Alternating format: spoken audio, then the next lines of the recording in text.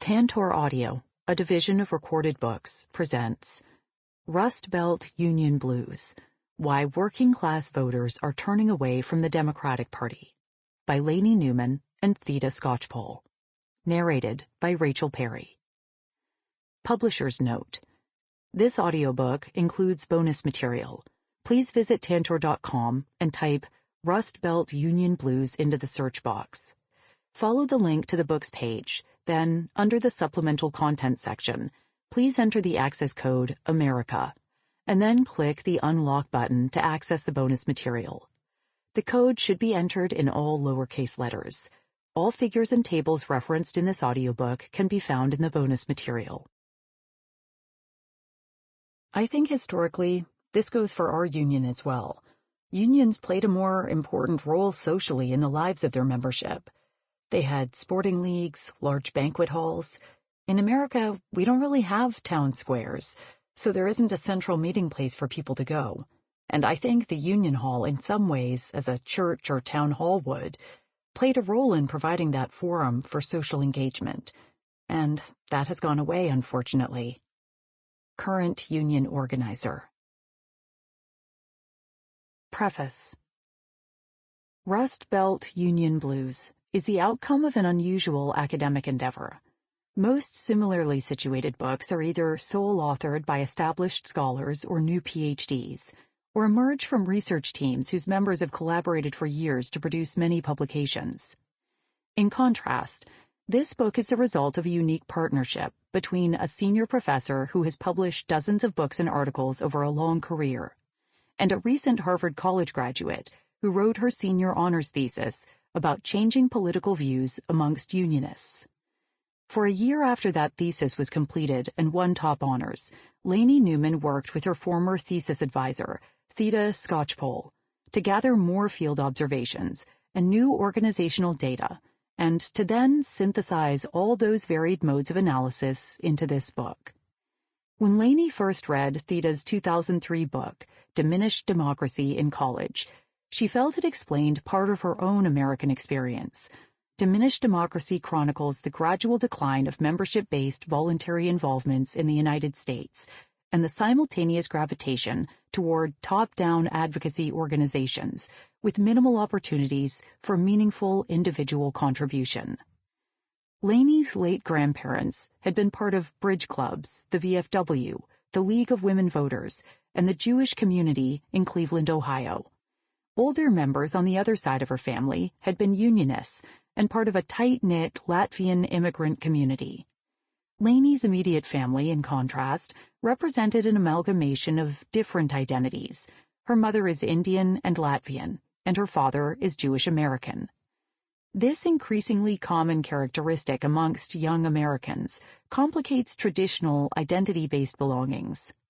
The decline of civic associations that create bridges and bonds among different groups of people in communities thus resonated with Lainey, who grew up far from extended family members located in Minnesota, Ohio, and New Jersey, and was not closely involved in a religious community in Pittsburgh. With that personal perspective, Lainey arrived during her junior year at Harvard at this project, an effort to understand community influences on people's social identities and political beliefs. Having had family members who were proud members of the United Auto Workers in Minnesota and loyal working-class Democrats in the mid to late 20th century, Lainey knew she wanted to focus on unions and political realignment for her senior thesis. She had already worked on Skocpol research teams during her sophomore and junior years, and was excited when Theda agreed to advise the senior thesis. Then the pandemic hit, and Lainey ended up at home in Pittsburgh, where she was able to continue with ethnographic research in the western Pennsylvania region. After the senior thesis wrapped up in May 2021, various faculty members in the Harvard Government Department encouraged Lainey to pursue publication of her senior thesis. Instead of going straight from Harvard College to the University of Pennsylvania Law School, Lainey deferred for a year to continue working on the research with Theda. Although decades apart in age, the two authors of this book share a mutual fascination with untangling the social involvements that help make people who they are, including who they are as democratic citizens. both of us believe that the networks and groups of which we are a part influence our identities, beliefs, loyalties, and values. When the makeup of the people and communities around individuals change, when friendships are forged in different contexts, with different underlying shared experiences, people's outlooks and choices, including political opinions, are likely to change as well. Rust Belt Union Blues develops and applies this frame of reference to make sense of the sharp changes in industrial workers' political alignments over the past half-century. Industrial and trades unions, which used to be part of dense networks of interpersonal and community-level ties, gained much of their capacity to shape members' political commitments from such embeddedness. Though strands of previous scholarship were certainly inspiring and helpful, including community ethnographies and studies of social capital as an underpinning of civic and political behavior, many of the findings in this book took shape from Lainey's interviews with workers and retirees. These interviews, as well as other forms of evidence collected, provided intimate insight into macro-level socio-political trends. Encouragement from Theda and others to pursue these findings beyond the submission of a senior thesis brought this book to fruition. The results of the 2016 U.S. presidential election sparked much commentary about why working-class Americans are failing to vote in their own best interests. We consider this question misplaced because we view political choices as driven in large part by social identity, by how people see themselves within their communities and their perceptions of who is and who is not on their side. These self-identifications, in turn, are influenced by the information people accumulate as participants in broader social, informational, and occupational networks. The overriding argument we offer is that interpersonal and community influences for workers in the Rust Belt today, unionized and non-unionized alike, are very different from those of the mid-20th century, when local union groups occupied center stage in many towns and small cities. In contrast, grassroots union groups today, as well as many of those other groups with which they were closely intertwined, have dwindled or disappeared across much of the industrial Midwest. Even workers who are still employed in legacy industries and formally enrolled in unions live very different family and community lives, and the new groups they are involved with, if any, are often linked to organizations and institutions that convey right-wing political messages. These micro-level sociological changes have, in turn, had profound effects on both American politics and national identity. Lainey Newman, Philadelphia, Pennsylvania. Theda Skocpol, Cambridge, Massachusetts. April 2023. 1. Understanding social and political change in the Rust Belt. Back in my day, you couldn't find a single union guy who'd vote Republican, declared Herman, an 80-year-old retired steelworker living in the town of Charleroi in western Pennsylvania. Not long ago, his home was the heart of America's manufacturing Rust Belt and a formidable redoubt for the United Steelworkers, USW, and other blue-collar unions. Herman's observations were echoed by fellow union retirees. When I grew up, all steelworkers voted Democrat. That's just the way it was, said one of them. Another retiree laughed as he recalled the looming threat of getting your fingers smashed in if you drove a foreign-made truck to the mill from your nearby home, or if you were known to have voted for a Republican. Across America's Rust Belt, the loyalties of many blue-collar workers are clearly different today, including the loyalties of those employed at the small number of still unionized steel mills operating in western Pennsylvania. In the employee parking lots of still operating union steel plants, such as Clairton Works, Irvin Works, and Edgar Thompson Works, cars and trucks proclaim loyalties nothing like those that retirees remember. Today, vehicles displaying pro-Trump bumper stickers or emblems touting gun rights and other conservative causes outnumber vehicles with pro-union or Democratic stickers by over 10 to 1. And if every one of today's workers who arrived in a foreign-made car, as many do, coming from a wide circumference in the Pennsylvania, Ohio, West Virginia tri-state corner, got their fingers smashed in, not many would still be able to operate plant machinery. Blue-collar workers we interviewed saw such changes clearly and noted their political implications. Now I can honestly tell you from first-hand experience, a recent retiree said, the majority of steelworkers are not on the Democratic side anymore. That's a fact, and not only steelworkers, but other union people too. Over recent decades, shifts in worker loyalties in western Pennsylvania, and more broadly across America's Rust Belt, have paralleled Democrats' declining electoral fortunes. It is, of course, an exaggeration to say that not a single union worker in the mid-20th century would cast their ballot for a Republican. But the union retirees we had the chance to interview for this book did reflect on the import of changes in publicly declared loyalties across successive cohorts of blue-collar workers. Several pointed out that union workers' votes and party loyalties, back in their day, were part of two-way streets, grounded in heartfelt convictions about who was on their side.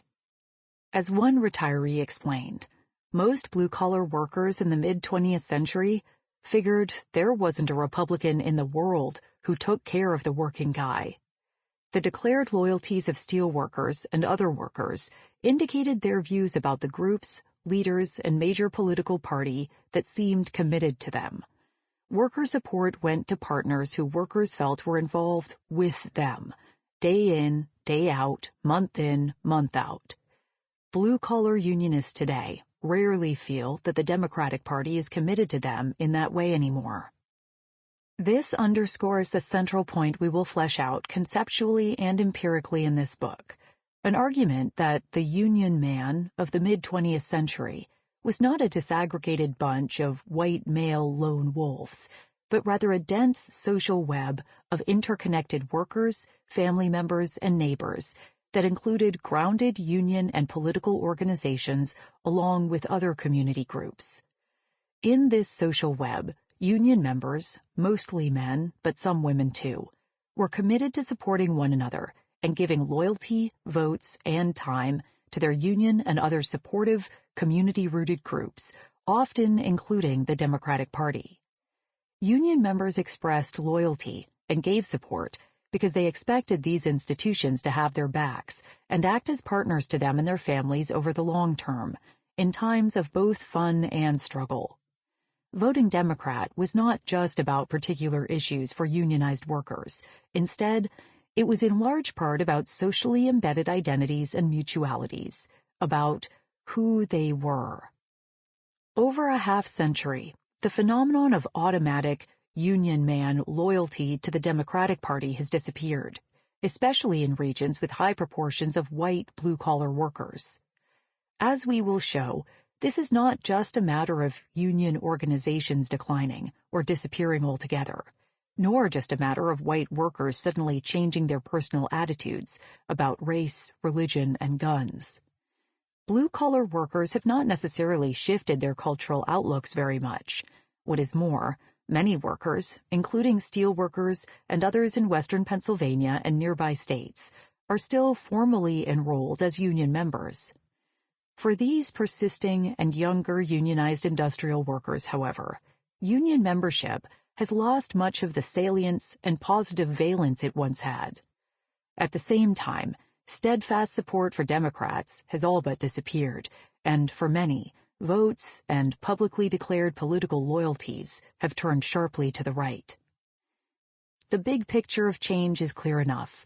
In the mid-20th century, union membership was a good predictor of blue-collar voting behavior, and as recently as 20 years ago, more highly unionized counties in Rust Belt states were more likely to deliver majorities for Democratic candidates in presidential years. In 1980, there was a strong 0.7 correlation between the percentage of union members and presidential votes for Democrats across Pennsylvania counties. By 2016, the correlation was less than 0.1. Voters' race and urban versus non-urban residents are now much better predictors of which party they will vote for. Not only do unions have much less of a presence in the Rust Belt, but, as historian and political analyst Lara Putnam sums up, the remaining union ties no longer translate into Democratic votes. Theoretical explanations for shifting blue-collar political commitments. Why are industrial workers in America today less likely to think that the Democratic Party is on their side? Scholars, activists, and analysts alike debate a range of factors that seem to lie behind realigned political loyalties of blue-collar workers in western Pennsylvania and other Rust Belt areas, including among workers still enrolled in unions. Previous major lines of explanation have focused on the declining formal organizational resources of international industrial unions, or on presumed shifts in socio-cultural attitudes among workers. Without dismissing such factors, we add new evidence and new ideas, focusing on industrial unions' reduced community-level underpinnings and changing community and organizational involvement in union members' lives. We hone in on the ground-level organizational and social contexts that surround blue-collar industrial workers, contexts that encourage people to express some potential identities and loyalties rather than others. The next two subsections situate our approach in juxtaposition to the currently predominant resource mobilization and attitudinal approaches. International union capacities and political change. Most analysts who probe the cause of declining union support for the Democratic Party emphasize the political reverberations of the gross depletion of union organizational resources. They track the dwindling memberships, dues collections, and legal prerogatives that major international unions have at their disposal as they navigate employers' union busting, shifts in technology and international trade, and pressures from adverse regulatory and judicial decisions. In other words, these analysts focus on the formal organizational activities of mid-20th century America's big international unions and the resources that supported them. As this line of argument goes, working through national and regional offices, international union officials were previously better able to communicate steadily with their members, collect dues from them, and use money and people power to help Democrats win elections. Union resources could also be allocated to lobby legislators, governors, and presidents on major public policy issues vital to union operations. As political scientist David McDonald sums up, labor unions have built political clout by educating their members about the good things that unions do for them and for the working/middle classes more generally, and by endorsing Democratic candidates and liberal causes, signaling that the Democratic Party is an ally of organized labor. This was how unions fostered identification with the Democratic Party. Similarly, historian Timothy Minchin argues that resources and top-down communication from international unions in the 2008 presidential election effectively installed Barack Obama as President of the United States. Without the AFL-CIO's $250 million contribution to the Obama campaign and its efforts to educate and pressure white union members to vote Democrat, Minchin argues that Obama may not have won the presidency.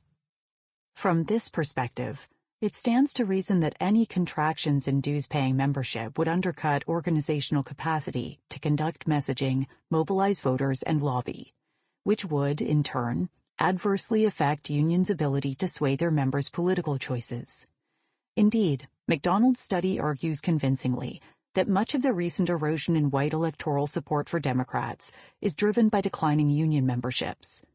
Empirical research bears out such expectations overall, including innovative recent studies such as Informed Preferences, The Impact of Unions on Workers' Policy Views, by political scientists Sung-Eun Kim and Yotam Margalit, which establishes that unions do communicate policy preferences to their members, with varying levels of effectiveness. Other researchers, such as economist James Feigenbaum and political scientists Alexander Hertel-Fernandez and Vanessa Williamson, have probed in statistical detail the exact impact that union campaign dollars and campaign volunteers had on Democratic vote margins. by comparing neighboring states with and without laws that weaken unions' ability to recruit members and collect and deploy union dues. This trio has shown that anti-union laws measurably contribute to lower Democratic vote shares versus Republican competitors. We do not question the importance of deterioration in the organizational capacities of major industrial and mining unions, and we take careful account of the economic forces that have transformed industries and unions in Western Pennsylvania. At the same time, we add new insights into the relationships between unions and parties by grounding our analysis in a deep understanding of social identities and community-based social ties. Tracking the ground-level changes in unions and their ties to other community groups takes us beyond aggregate economic trends into closer looks at the kinds of interactions that shape people's daily lives and outlooks on politics. The exact ways in which local union groups and activities are embedded in broader social webs matter, because those links influence people's understandings of themselves and their social surroundings, and in turn give moral force and staying power to the choices unionized workers make as citizens. Beyond demography and sociocultural attitudes. The ground-level research we offer here helps to explain why voting for Democrats is no longer a taken-for-granted stance for many blue-collar workers, and it also illuminates the new conservative-inflected identities and ties that have flourished in the vacuums left by unions' receding community presence. This book does not provide a full analysis of the spread of conservative engagements among many sets of Americans. Instead, as it pertains to understanding the ties and loyalties seen now among many blue-collar union workers, especially white workers, our work adds crucial specificity to purely aggregate analyses of broad categories defined by race, gender, or family forms. We look more closely at where people live, the groups they join, and the people with whom they interact. Changes in such social involvements tell us as much or more about shifting political outlooks and loyalties as aggregate analyses do, and simultaneously illuminate the specific mechanisms by which group identities and loyalties can shift over time. In overwhelmingly white Rust Belt areas like Western Pennsylvania, male workers have not recently or suddenly started owning and using guns, nor have they recently or suddenly started harboring racist and sexist views. Attitudes tallied in snapshot polls may seem racist or sexist, but the overall demographics of many Rust Belt regions have not changed enormously, and there is little reason to believe that workers now are significantly more prejudiced than their predecessors were decades ago. Of course, many ongoing transformations of U.S. society and politics since the middle of the 20th century have contributed to changing Republican Party, GOP, and Democratic Party fortunes. The civil rights movement set in motion the realignment of regional and racial voting blocs, making the two parties both more competitive and more ideological from the 1970s onward. Religious shifts and transformations of family, gender, and sexual norms spurred the rise of the politicized Christian right and its marriage to the GOP. Following the Immigration and Nationality Act of 1965, the arrival of new immigrant populations amid economic blows to U.S. manufacturing and unionized industries sparked ever sharper controversies about immigrant rights and American national identity. All of these unfolding, large-scale trends have fueled party polarization as political elites have chosen to push correlative social divisions. Polarization has left Republicans and Democrats in close competition nationwide, even as one party or the other has gained or lost ground in specific states or regions. These macro-level trends have informed the work of scholars who have used surveys and demographic analyses to explain the decline of the Democratic Party via demographic and attitudinal changes. Indeed, though some scholars point to union resource depletions as the key to changes in working-class politics, others point to macro-social changes and stress evidence of conservative cultural values in current national opinion polls. We find answers in the changing meanings of union affiliation for workers who have become willing to ignore or contravene union messages they once accepted, and we stress the social accompaniments of waning union links to Rust Belt communities and regional activities. Previous scholarship has not fully grappled with these realities. Most authors presume that workers shift their political loyalties and votes when they are no longer unionized, or if they remain affiliated, when their unions lose resources and capacities to the point that even members see their unions as ineffective. For instance, in their working paper entitled Union Membership Attitudes and Participation, management studies scholars Daniel Gallagher and George Strauss argue that union members perceive the union either as an agent for large-scale change or as a bureaucratic entity that looks out for their best interests. But neither characterization captures what we have heard from our interviewees or what we see in related ethnographic data. Either speaking for themselves or noting changes in their co-unionists, many union members voice suspicion or even outright animosity about unions and their officials. Many do not see the union as an organization that advocates on their behalf in any way. Why have such dismissive or hostile stances toward unions increased in prevalence? Our analysis suggests that workers' changing views of unions and decreased willingness to take political cues from them are due in significant part to changes in degrees and kinds of social embeddedness. As unions seem less salient and more alien, even to those who are formally members, enrolled workers as well as their neighbors and community members are less amenable to supporting union-recommended policies or candidates. In line with ideas from political scientist Robert Putnam and sociologist Dan Clausen, we highlight ways in which waning interconnectedness among union workers contributes to shifts toward right-wing voting and advocacy. Because workers are no longer as involved in union activities and groups as they used to be, their social identities are less connected to their unions, and they thus pay less, if any, heed to political messages from union leadership. Often without explaining exactly how or why, scholars using cultural approaches posit that waning industrial areas have swung conservative in response to the increased salience of social issues about race, immigration, abortion, and guns. But a generalized cultural focus can obscure more specific dynamic factors. How, when, where, and why have union members, many of whom have long held the same outlooks on guns, abortion, and even race, come to prioritize highly partisan and emotionally charged understandings of such questions, while increasingly ignoring or tuning out alternative emphases and arguments proclaimed by union leaders?